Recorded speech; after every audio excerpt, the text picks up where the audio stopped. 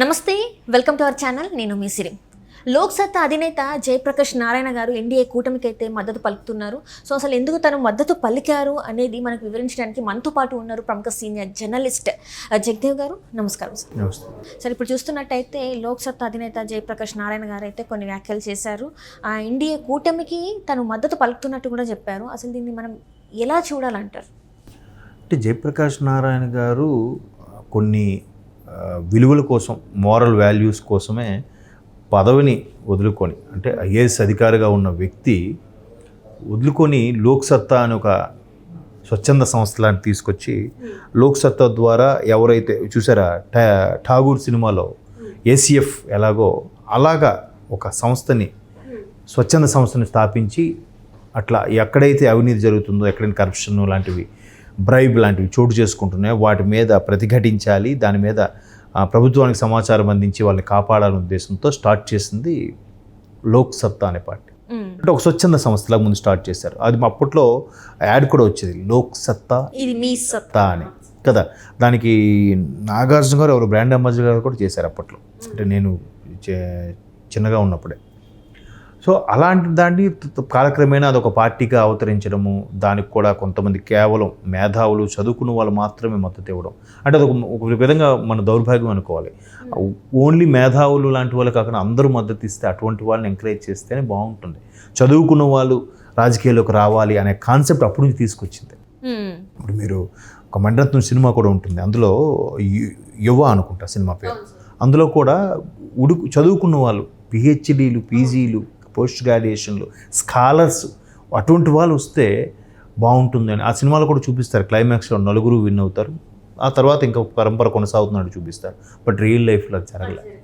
లక్కీగా కూకట్పల్లి ప్రాంతానికి సంబంధించి వరకు, ఆ నియోజకవర్గం వరకు ఆయన గెలిచారు. ఒకే ఒక్కసారి అది కూడా గెలిచారు. తర్వాత ఆయన చాలా అవమానాలు కూడా పడ్డారు. అప్పుడు తెలంగాణ ఉద్యమం సరిగ్గా కీ రోల్ ఉన్నప్పుడు ఒక హరీష్ రావు గారి డ్రైవరు ఎవరో ఆయనకి కొట్టాడు కూడా తల మీద.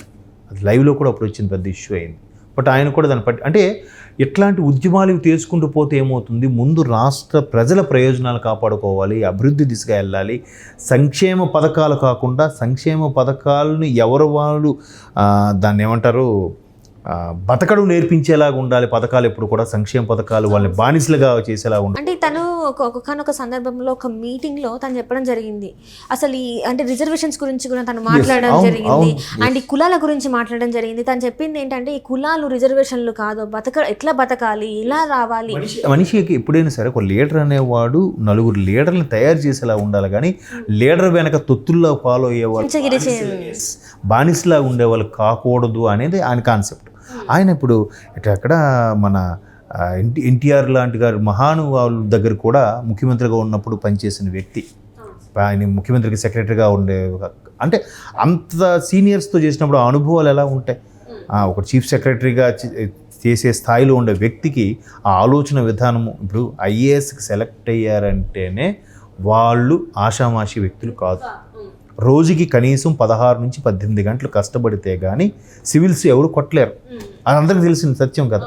వాళ్ళకి ఎంత అవగాహన ఉంటుంది ఎన్ని విషయాలు తెలిసి ఉంటాయి మీద, అవే ప్రస్తుత పరిస్థితుల మీద, సమాజ పరిస్థితుల మీద, అన్నిటి మీద అవగాహన ఉన్నవాళ్ళు మాత్రమే ఆ ఎగ్జామ్కి ఎలిజిబుల్గా ఉండగలరు కదా.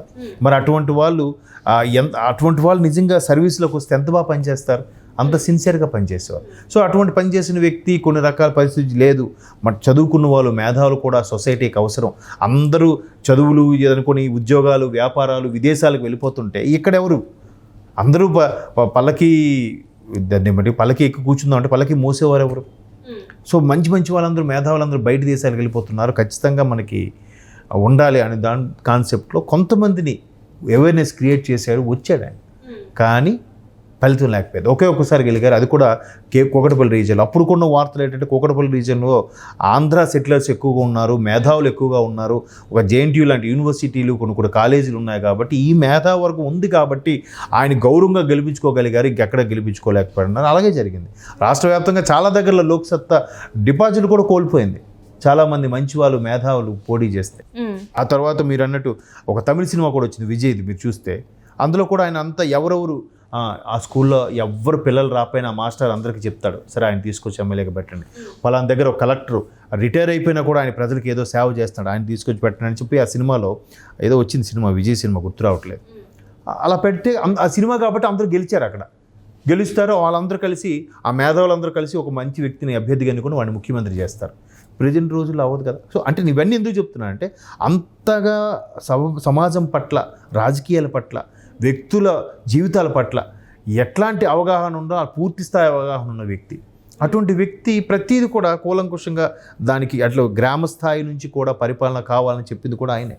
సో అటువంటి వ్యక్తి ఈరోజు ఎన్డీఏ, ఒకప్పుడు జగన్మోహన్ రెడ్డికి కూడా పథకాలు బాగానే ఉన్నాయి, అభివృద్ధి కూడా చేస్తే బాగుంటుంది. ఇదే జగన్మోహన్ రెడ్డి గారు పొగిడారు కూడా, ఆయన పథకాల వరకు బాగుంది, జనరేట్ చేయడం ఎలాగా, ఎక్కడ మెచ్చుకున్నారంటే ఆయన ఈ వాలంటీర్ వ్యవస్థ ఉంది కదా, అది వాలంటీర్ వ్యవస్థని గ్రామ స్థాయి నుంచి పరిపాలన ఉండాలన్నారు. ఇప్పుడు ఫర్ ఎగ్జాంపుల్ మనకు ఆ స్ట్రీట్కి రోడ్డు కావాలి, రోడ్డు కావాలంటే ఆ రోడ్డు వార్డు మెంబర్కి ఎవరికో అధికారం ఇచ్చామనుకోండి ఫర్ ఎగ్జాంపుల్, మన కాళ్ళ పట్టుకుని అడగచ్చు కదా, మన వీధిలోనే ఉంటాడు, ఒరే బాబు నీకు రోడ్డు ఏమని చెప్పి ఎన్ని రోజులు అయింది, నువ్వేంటి నీ పరిస్థితి అంటే అప్పుడు ఏమవుతుంది, భయపడతారు, వెంటనే వేస్తాడు వాడు పని, వాడి చేతిలో పని కాబట్టి అవుతుంది. లేదు వార్డు మెంబర్కి చెప్పాలి, వాడు సర్పంచ్ చెప్పాలి, ఎంపీటీసీ చెప్పాలి, జడ్పీటీసీ చెప్పాలి, స్థానిక ఎమ్మెల్యేకి చెప్పాలి, అక్కడ నుంచి మంత్రికి చెప్పాలి, అక్కడ నుంచి ముఖ్యమంత్రికి చెప్పాలి, కలెక్టర్ అర్జీ, ఇవన్నీ ఎప్పుడు అవుతాయమ్మా? ఎట్లాంటి వ్యవస్థను కూడా తీసుకొస్తే బాగుంటుంది అని చెప్పిన కాన్సెప్ట్ కూడా ఆయనే. సో ఇప్పుడు ఇవన్నీ చూసిన తర్వాత ఆయనకు అర్థమైనట్టుంది, ఓహో ఇట్లా ఊరికే దోచుకోవడానికో పథకాలకు అని చెప్పి అట్లా చెప్పారు కాబట్టి ఎన్డీఏ కూటమికి సపోర్ట్ చేస్తున్నారు. ఎన్డీఏ కూటమికి సపోర్ట్ చేస్తున్నట్టు దాని అర్థం ఏంటి, వైసీపీ వద్దనే కదా. ఆయన అంత మేధావిగా ఆలోచించి చెప్తున్నాడంటే ఖచ్చితంగా మనం పూర్తిగా ఏకీభవించకపోయినా 70 to 80% మాత్రం ఏకీభవించాల్సిందే. అంటే ఇప్పుడు ఆయన ఎన్నో జనరేషన్స్ చూశాడు, ఎన్నో పరిస్థితులు చూశాడు, ఎంతోమంది పరిపాలన దక్షులను చూశాడు. ఇప్పుడు చంద్రబాబు నాయుడు గారిని చూశాడు, ఎన్టీఆర్ గారిని చూశాడు, తర్వాత అంతకుముందు ఉన్న వాళ్ళు కాంగ్రెస్ ముఖ్యమంత్రులను కూడా చూశాడు ఆయన. వాళ్ళ పరిపాలన ఇలా ఉంది, ఇలా చేస్తే ఇలా బాగుంటుంది. ఇప్పుడు ఆయన ఒక సందర్భంలో కూడా చెప్పాడు ఆయన, నీటి వనరులకు సంబంధించి అప్పట్లో ఎన్టీఆర్ గారికి, సార్ దీన్ని ఇలా చేస్తే బాగుంటుంది, దీనికి పథకం ఇలా చేసి మనం కాలువలు ఎత్తిపోత పథకాలు సంథింగ్ ఏదో ఆయన ఎక్స్ప్లెయిన్ చేస్తే, బ్రదర్ మీలాంటి యంగ్ జనరేషన్ మాకు ఉండాలి, కావాలి, సరే అలాగే చేద్దామని చెప్పి ఇంప్లిమెంట్ చేసేవారట ఎన్టీఆర్. అంటే ఆయన చెప్పడం, మాలాంటి ఈ యంగ్ జనరేషన్ ఐఏఎస్ ఆఫీసులు వచ్చినప్పుడు కూడా సజెస్ట్ చేస్తే అప్పుడు ముఖ్యమంత్రులు వినేవారు, ఇది ప్రజలకు ఉపయోగపడుతుంటే గో హెడ్ చేసేద్దామని. ఇప్పుడు అలా కాదు, అక్కడ రాజకీయ ప్రయోజనం ఉంటేనే నెక్స్ట్ ఆ నియోజకవర్గం మన పరిధిలోకి వస్తుందా, మనకు ఖచ్చితంగా ఓట్లు పడతాయంటేనే ఇంట్రెస్ట్ చూపిస్తున్నారు, సంతకం పెడుతున్నారంట, లేదంటే పెట్టట్లేదంట. అంటే నేను అనేది ఏంటి, ఇంత అవగాహన ఉన్న వ్యక్తి చెప్పాడంటే మనం గుడ్డిగా ఒక 70 to 80% వరకు వెళ్ళిపోవచ్చు ఆయన చెప్పిన దాన్ని వాస్తవమేనని. అంటే ఇక్కడ చూస్తుంటే ఇప్పుడు జయప్రకాష్ నారాయణ ఎవరైతే పర్సన్ ఉన్నారో ఆ సార్ పైన కూడా కులం రుద్దే ప్రయత్నాలు చేస్తున్నారు, కుల రాజకీయం చేసే ప్రయత్నాలు చేస్తున్నారు.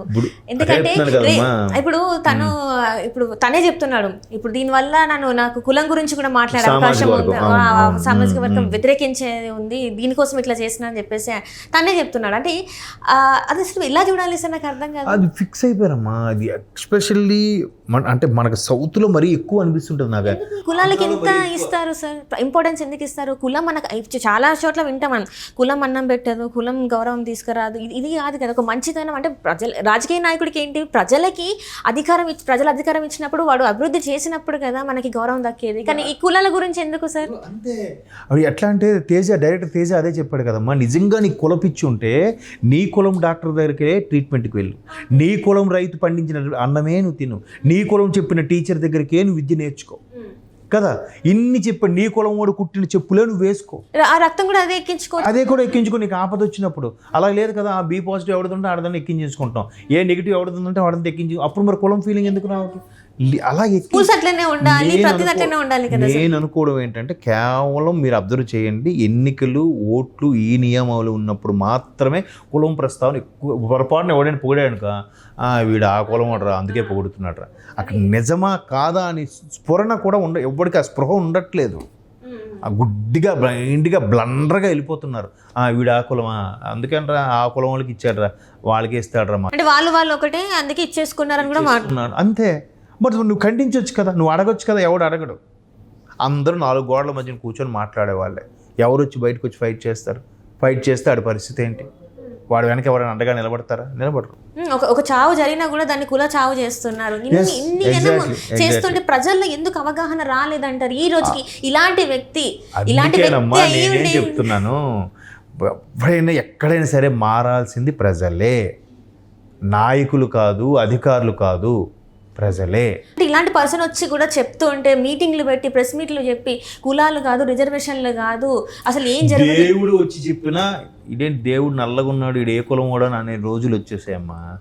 పొరపాటున శ్రీకృష్ణ భగవానుడు ప్రత్యక్షమయ్యాడనుకో, నీలమేఘశ్యాముడు కదా, ఆయన కొంచెం కలర్ తక్కువ ఉంటే ఈయన కలర్ తక్కువ ఉన్నాడంటే ఈయన నిమ్న వర్గాల వాడా అగ్రవర్ణాల వాడా అని ఆలోచించే రోజులు వచ్చేసాయి. ఇంక మనం ఏం చెప్తాం, అది ఎక్కిపోయింది నరాల్లో. కుల రాజకీయ ఇక్కడ రాష్ట్ర ప్రయోజనాలు కాకుండా కుల రాజకీయాలే జరుగుతున్నాయి అంట. ఎగ్జాక్ట్లీ కాబట్టి జయప్రకాష్ నారాయణ లాంటి వాళ్ళు ఒక 10 మంది, ఒక 100 మంది వచ్చి సార్ ఇలా చెప్పినా కూడా మారని గొర్రెలు ఇంకా ఉన్నాయి, ఉంటూనే ఉంటాయి. Right sir, right, thank you so much.